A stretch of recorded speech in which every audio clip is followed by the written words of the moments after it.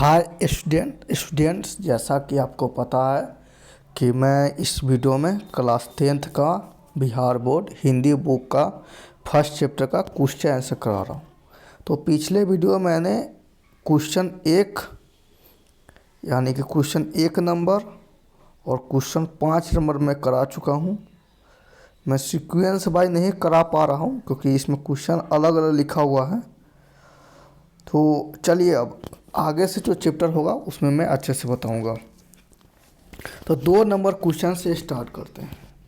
Question को भली भांति आप सुनिए, मैं पढ़ रहा हूँ और वीडियो को स्टॉप करके आप अपने मन से इसका आंसर देने का प्रयास कीजिए, क्योंकि आपका मन से जो आंसर आएगा वही आपको हमेशा याद रहेगा। यानी कि एग्ज़ाम के बाद तक भी आपको याद रहेगा, ठीक है। लेकिन अभी रट लीजिएगा तो हो सके तो एग्ज़ाम तक या उससे पहले ही याद रहेगा, ठीक है। तो समझ कर और अपने से या हम जो बता रहे हैं आंसर को समझिए, ठीक है। फिर उसके बाद याद कर लीजिए, समझना और याद करना। चलिए तो पढ़ते हैं क्वेश्चन। 2 नंबर क्वेश्चन है, जातिवाद के पोषक उसके पक्ष में क्या तर्क देते हैं। क्वेश्चन है, जातिवाद के पोषक उसके पक्ष में क्या तर्क देते हैं। अब ये क्वेश्चन हो गया, इसको आप समझिए। अब हम इसको तोड़ते हुए समझाते हैं। पहले क्वेश्चन को, जातिवाद आप समझते हैं। जाति मतलब होता है जैसे कि बनिया, तेली, दोम, दुसाध, हलखोल, भलखोल, ये सब क्या जाति होता है, ठीक है। मैं किसी जाति को नीच या ऊंच ऐसे नहीं दिखा रहा हूँ, बस नाम आपको बताया हूँ कि ये सब जाति होता है, ठीक है। और वाद का मतलब होता है कि उसके लिए, यानी कि जातिवाद यानी कि जाति के लिए, राष्ट्रवाद यानी कि राष्ट्र के लिए। तो जिसके भी लास्ट में वाद लगा रहता है, वाद, तो समझिए कि उसके पक्ष में रहता है, उसके पक्ष में उसके लिए रहता है, ठीक है। जैसे परिवारवाद, सोशल साइंस में पढ़े होंगे। परिवारवाद का मतलब हो जाता है कि परिवार के लिए, ठीक है। तो जातिवाद यानी कि जाति के लिए पोषक आप जानते हैं, जो कोई चीज़ को बढ़ावा देता है, ठीक है। यानी कि आग जला रहे हैं तो आग का पोषक क्या होगा, घी हो जाएगा, चीनी हो जाएगा। यानी कि चीनी और या घी डालेंगे तो आग बढ़ेगा। उस तरह से जातिवाद को बढ़ाने के लिए उसके पोषक जो है, बढ़ाने वाले, उसके पक्ष में क्या तर्क देते हैं। यानी कि जातिवाद के पोषक उसके पक्ष में क्या तर्क देते हैं। तो देखिए, जातिवाद के पोषक जो है उसके पक्ष में यही तर्क देते हैं कि देखिए, जाति जो है उसका विभाजन होना अनिवार्य है, ठीक है। यानी कि कार्य कुशल के आधार पर विभाजन होना अनिवार्य है, पर गांव समाज में ऐसा विभाजन होता नहीं। यानी कि जाति के आधार पर विभाजन हो रहा है तो बहुत सही है, इसमें कोई बुरा नहीं है। जातिवाद के पोषक कहता है कि आप जाति का विभाजन कीजिए, निसंकोच होकर कीजिए, इसमें कोई बुराई नहीं है, ठीक है। लेकिन बुराई तब आ जाता है जब जाति के आधार पे क्या होता है कि उसके मन चाहे, क्या बोलते हैं कि अस्वेच्छा से कार्यों का बंटवारा किया जाता है, लेकिन उनके योग्यता क्षमता को नज़रअंदाज करके कार्य का विभाजन किया जाता है।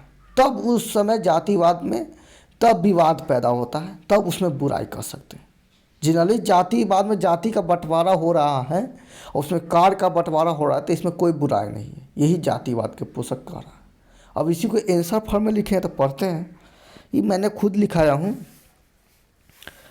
जातिवाद के पोषकों का तर्क है कि, जातिवाद के पोषकों का तर्क है कि आधुनिक सभ्य समाज कार्य कुशलता के लिए श्रम विभाजन आवश्यक मानता है।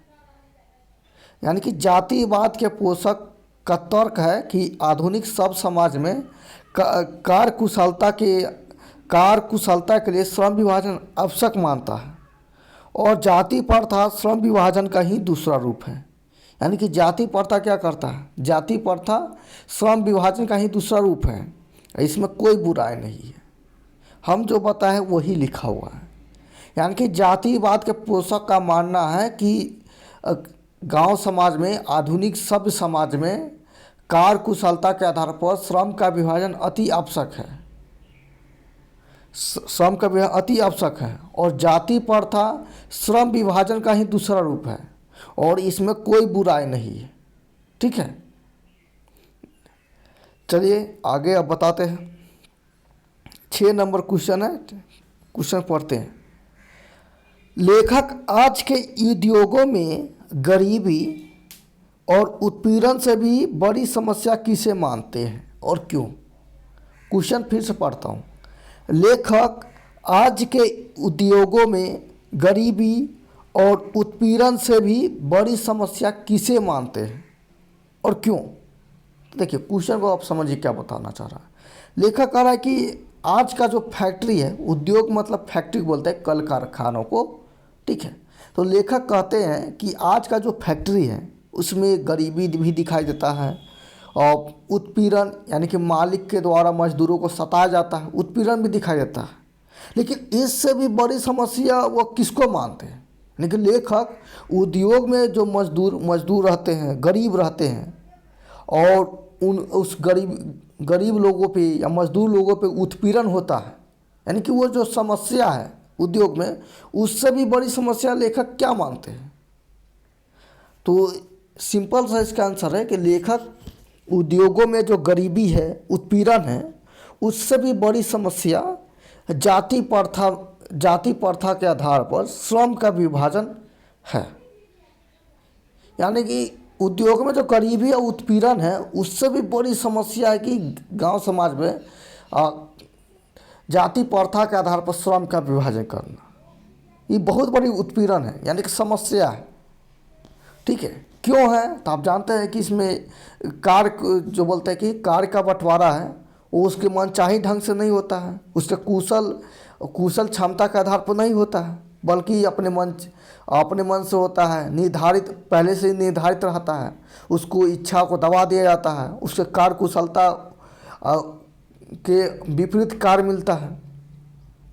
ठीक है, और उसको ये भी स्वतंत्रता नहीं रहता कि उसको कार्य अगर पसंद नहीं है तो वो उसको चेंज कर सके। इस कारण ये व्यक्ति क्या होता है कि जबरन यानी कि मजबूरन उस काम को करना पड़ता है और उस काम को मनचाही ढंग से नहीं कर पाता है, इच्छापूर्वक नहीं कर पाता, इसलिए वो धीरे धीरे काम को कम करने लगता है और कम काम करने से पैसे नहीं मिल पाते हैं, बेरोजगारी आ जाता है। इसका असर उस व्यक्ति पे, उसके परिवार पे, गांव समाज, देश पे पड़ता है, जो बहुत बड़ी समस्या है। ठीक है, तो लेखक यही मानना चाहते हैं, तो इसी को मैंने लिखा होगा। देखिए पढ़िए। लेखक बाबा साहेब जी भीमराव अंबेडकर जी को ही बाबा साहेब पुकारते हैं, संविधान का जनक बोलते हैं। मैंने आपको इसका बाबा साहब के जीवनी में बताया था। लेकिन लेखक बाबा साहेब जी आज के उद्योगों में गरीबी और उत्पीड़न से भी बड़ा समस्या यह मानते हैं कि गांव समाज में श्रमिकों का विभाजन कार्यकुशलता के आधार पर न होकर जाति प्रथा के आधार पर होता है।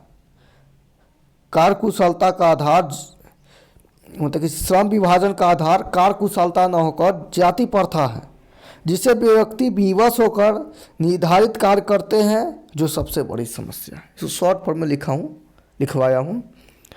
ठीक है, तो इसको फिर से आप पढ़ लीजिएगा इस टाइप से। इसका नोट्स आपको चाहिए तो आप बोलिएगा तो मैं आपको दे दूँगा। तो इतना ही रहने देते।